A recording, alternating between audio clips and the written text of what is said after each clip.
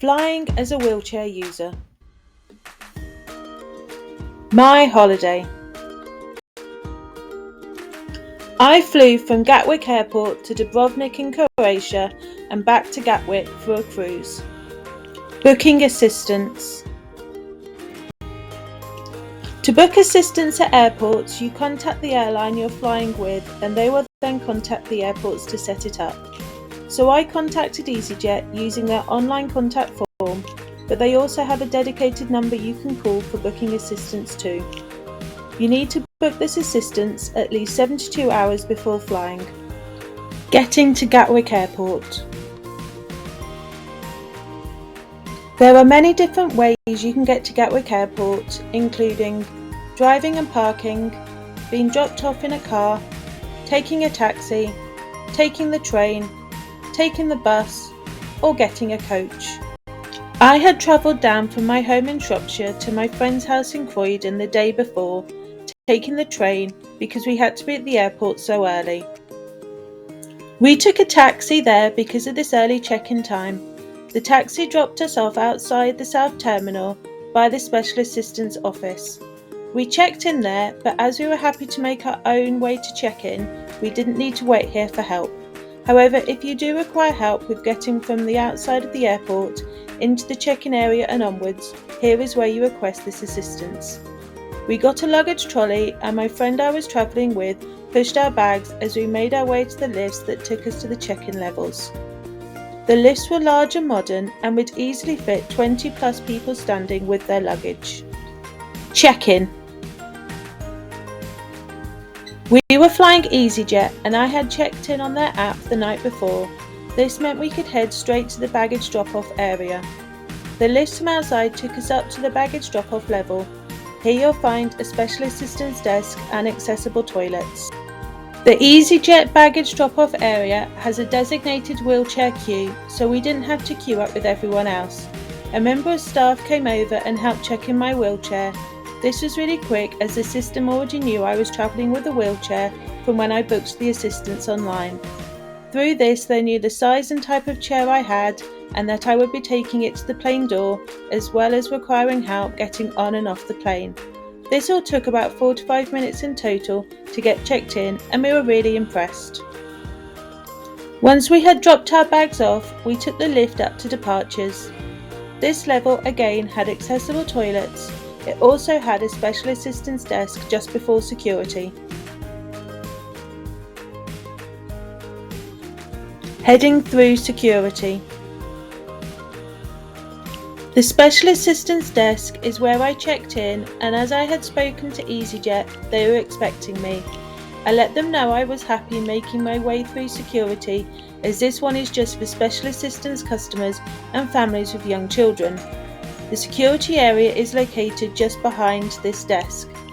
Whilst we queued to go through security, I got all my bags ready, getting my liquids, medications and electronics out, ready for them to go through the scanner. The security lanes are numbered and staff will let you know which number to go to, for you to put your hand luggage into the tubs to go through the scanner. As I am unable to stand or walk through the scanner, I was let through the gate to the side to wait for a member of female staff to come and pat me down manually.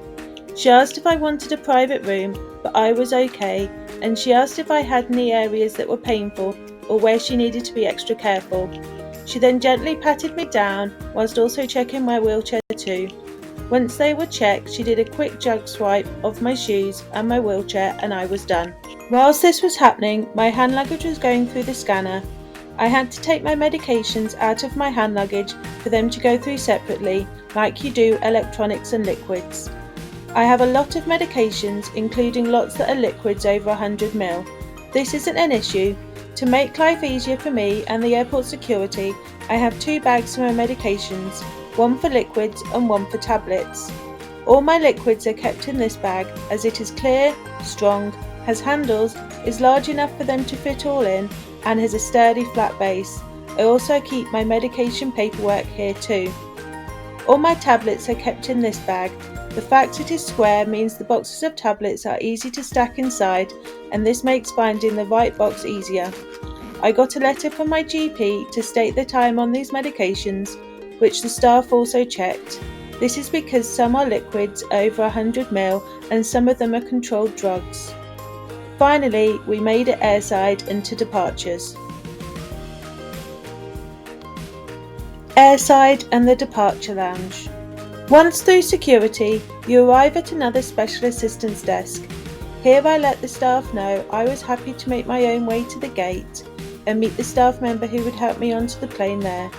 However, if you want help from here, they have a seating area where you can sit and wait for your plane. The departure lounge is large but all accessible. There are 2 different locations of accessible toilets that included a changing places toilet. All the shops and restaurants are step-free and there are 3 lifts that go to the upper floor where further shops and restaurants are located.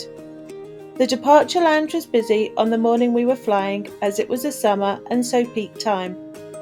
However, everything is well signposted and there is lots of seating throughout the whole area. There are also dedicated special assistance seating areas dotted around too, which are especially useful when it is busy.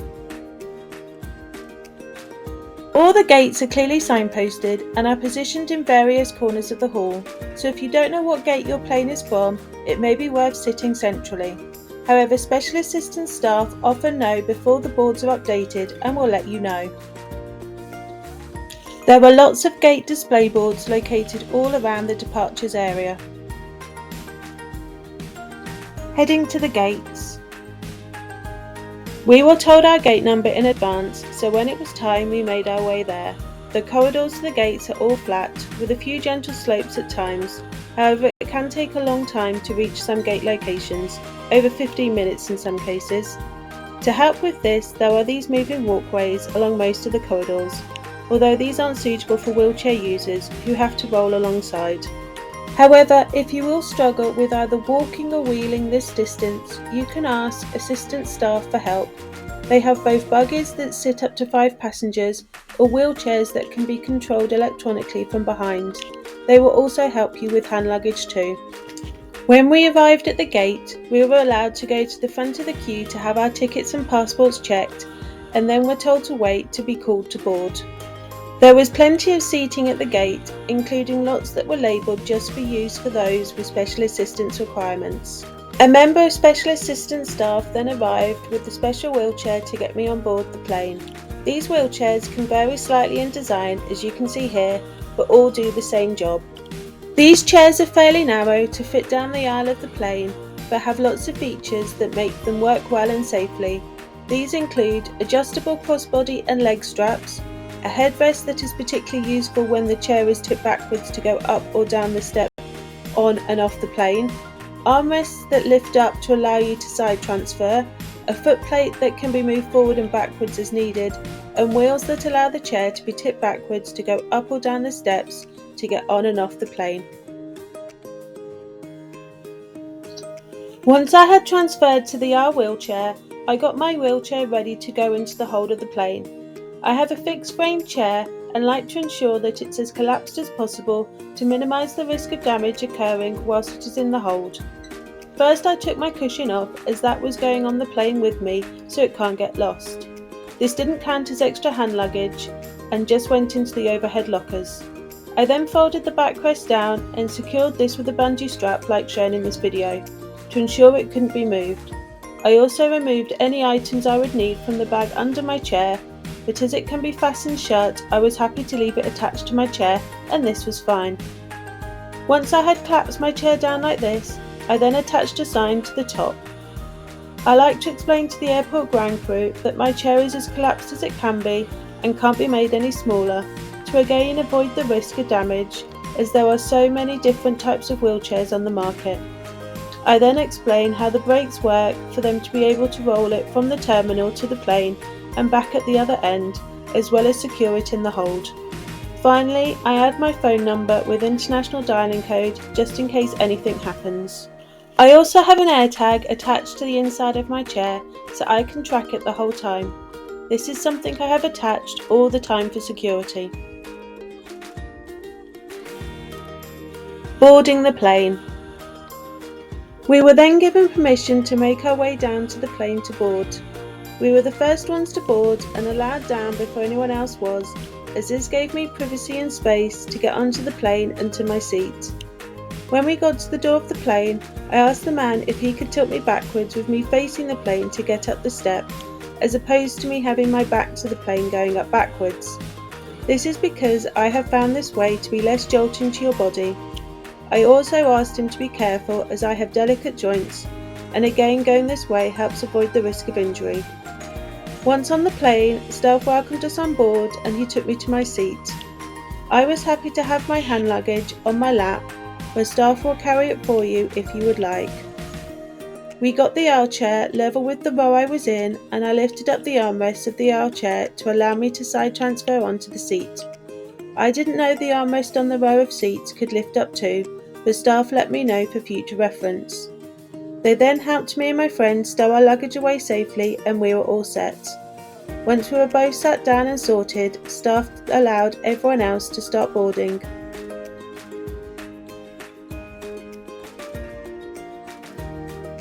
As I had let Easyjet know I was a wheelchair user when booking special assistance, I was assigned seats at the front of the plane, in rows where you usually have to pay extra. On the way out we were seated in row 2, and on the way back assigned seats in row 3. I had an hour row seat both times, as this is obviously easier to access. On the way out, staff found an empty seat in the row behind for the passenger in the window seat of our row, which made it easier for her to access and meant I didn't have to struggle to let her get it to and from the seat, which was nice of the staff to see and spot. During the flight. Our flight to Dubrovnik was a short-haul flight, only 2.5 hours long, and we flew on an Airbus A320. The seats were relatively comfortable, especially for how short the flight was. They are in a 3-3 configuration that can be reclined a few centimetres back after takeoff. I brought with me one of these inflatable footrests where you can adjust the height to 3 levels. It meant I could elevate my feet and adjust the position my hips and back were sat in to reduce pain and also help blood flow as I am unable to get up and walk around. I found it really useful and comfortable, and it really helped reduce swelling in my feet and ankles. I also wore compression socks for the flight to further help reduce swelling and pain too. It was then just a case of sitting back and enjoying the flight. Leaving the plane. Getting on and off the plane at Gatwick was easy, as the air bridges make it all step-free. Unfortunately, however, Dubrovnik Airport doesn't use air bridges and instead uses manual steps. This wasn't an issue though, because they had one of these for me to use instead, a scissor lift. These are large cabins on the back of lorries that lift up in the air. They work by having a platform on the back that you roll onto first. You then put your brakes on and hold onto the side whilst it lifts you up to be flush with the cabin that you then roll into.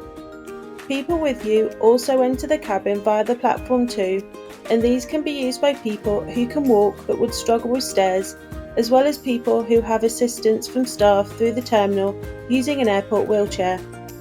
They drove the lorry to the door right by the terminal for us to get on, and then once we were all safely in the cabin, they drove round to the side of the plane, meaning you don't have to roll far from the terminal building and never have to roll along the ground near the runway or planes. The staff operating the lift were all really friendly and professional and asked what help you needed. For example, they helped the lady onto the platform and pushed her from the terminal building, whereas I explained I didn't need help being pushed from the terminal to the ramp, and they respected this, same as offering to help with my hand luggage.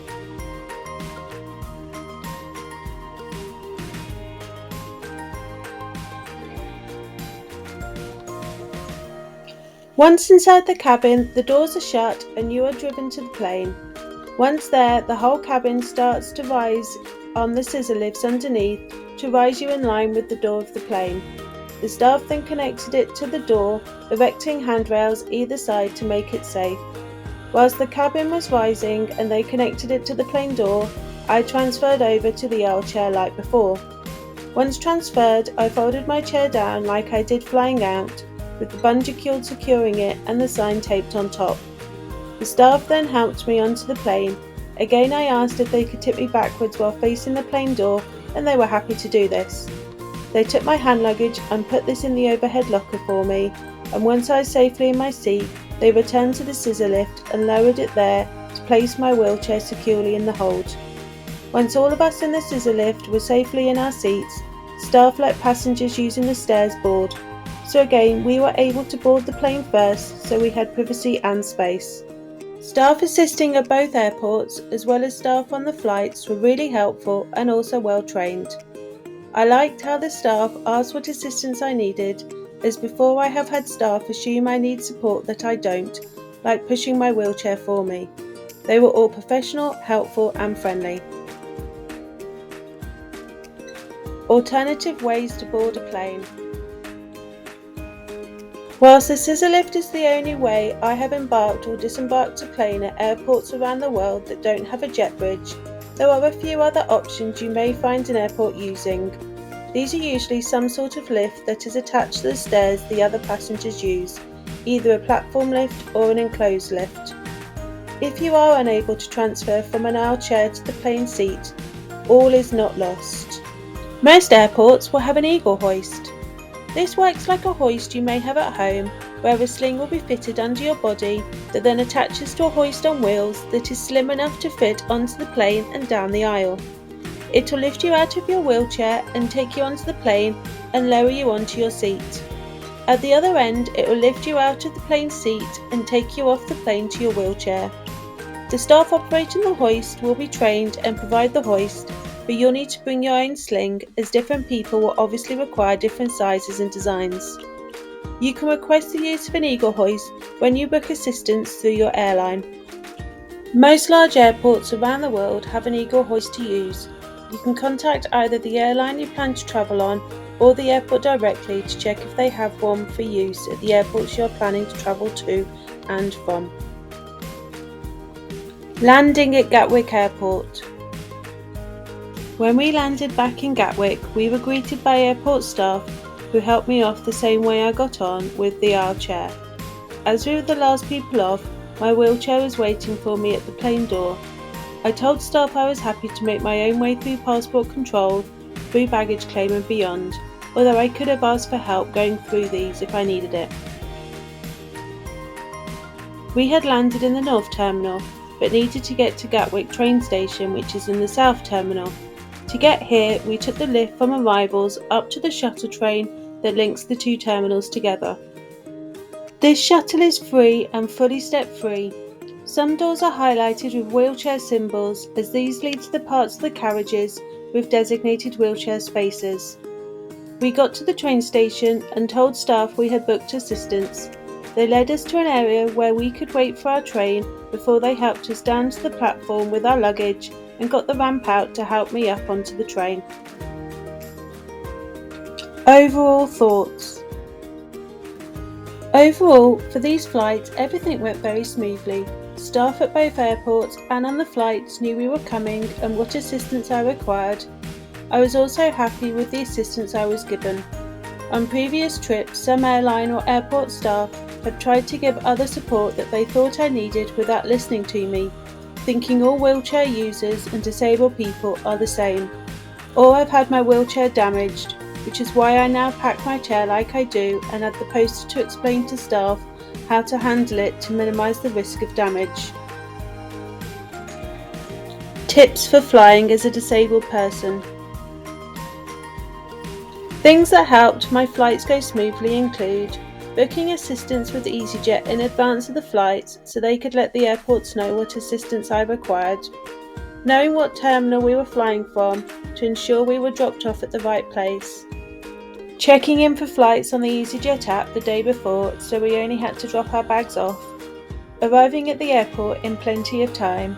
We arrived 3 hours before our plane's scheduled time of departure to ensure we could allow the extra time it took to check in with my wheelchair, go through security, arrive at the gate and get my wheelchair ready and transferred to the aisle chair as we were the first to board, as well as buy food and drinks for the flights and go to the toilet. Having my medications in a separate bag so it was easier for them to be checked by security. bringing the equipment like the bungee cord, poster and Apple AirTag to make my chair secure and minimise the risk of damage when in the hold of the plane, having a wallet that contained all my paperwork like plane tickets, receipt for checking in my wheelchair, insurance, doctor's notes, cruise info for landing, as well as my passport. Having it all in one place made it easier to find and produce quickly when needed. Flying as a wheelchair user may require more steps and planning, but I hope this video shows you that it isn't impossible and you can get away and have a great holiday. Video from my cruise coming soon. Thank you very much for watching and have a really great day. Please do like and subscribe, it really does help me make more videos.